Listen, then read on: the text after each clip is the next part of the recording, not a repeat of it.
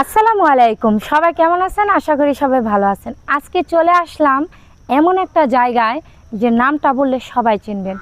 দেশ বিদেশের বিশ্বের এমন কোনো জায়গা নাই যে এই হুমায়ুন আহমেদের নুহাশপল্লীটা না চিনে, কারণ এটা হচ্ছে পিরোজালি গ্রামে অবস্থিত।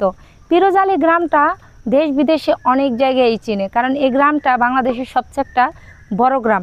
আমার পেছনে আছে হুমায়ুন আহমদ স্যারের কবরস্থান, যেখানে সবাই সবাই ওনাকে দেখতে আসে, ওনার ভক্তরা এবং দেশ বিদেশ থেকে নানান প্রান্ত থেকে মানুষ আসে এই জায়গায় ঘোরার জন্য। তো এই পাশটায় হচ্ছে গেট, কারণ এখন বিকাল টাইম প্রচুর বৃষ্টি হচ্ছিল।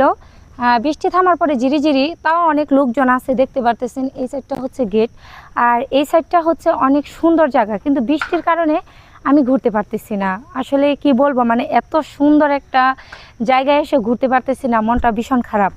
এই গ্রামে যারা আসবেন তারা অবশ্যই এই নুহাশপল্লীটা একবার হলেও ভিজিট করে যাবেন, কারণ এই নুহাশপল্লীটা মানে সবুজ শ্যামল সব কিছু, মনটা পুরা ছুঁয়ে যায়।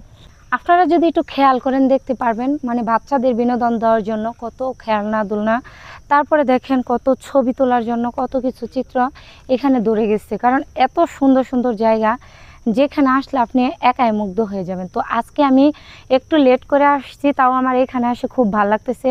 সন্ধ্যা হয়ে গেছে, আমার বাড়িও কিন্তু পিরোজালি গ্রামে, আমার এখান থেকে বেশি দূরে না আমার বাড়িটা, সেজন্য আসা। আপনারা একবার হলো এই নুহাশপল্লীতে ঘুরতে আসবেন, আর এইখানের জায়গাটা দেখলে আপনি যাইতে ইচ্ছা করবে না, এতটা সুন্দর পরিমাণ।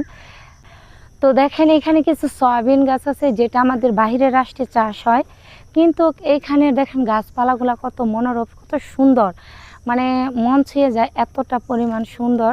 চত্বর সাইডে সবুজ শ্যামল, আর এতটা সুন্দর জায়গা যে মানে বলে বোঝানো যাবে না। আমরা এখন একটু ওইদিকে যাব।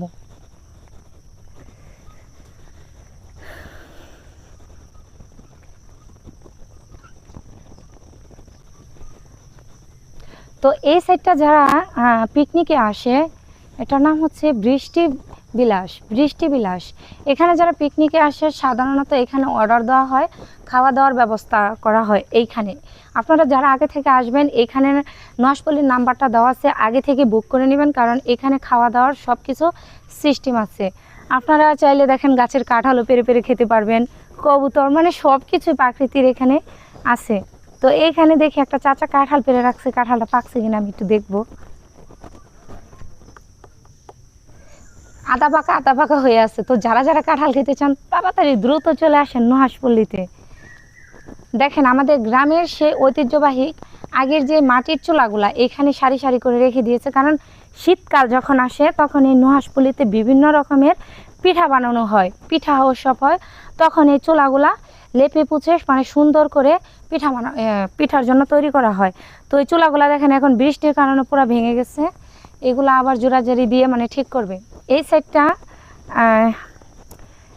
দেখেন, এই সাইডটা আছে গরুর খামার, তারপরে আছে আপনার অনেক ফল টলের গাছ, এই সাইডে আছে সবজি চাষ করছে প্রচুর, মানে অনেক সুন্দর একটা দৃশ্য। আপনারা সরাসরি এসে না দেখলে কখনই বুঝতে পারবেন না যে আসলে জিনিসগুলো কত সুন্দর।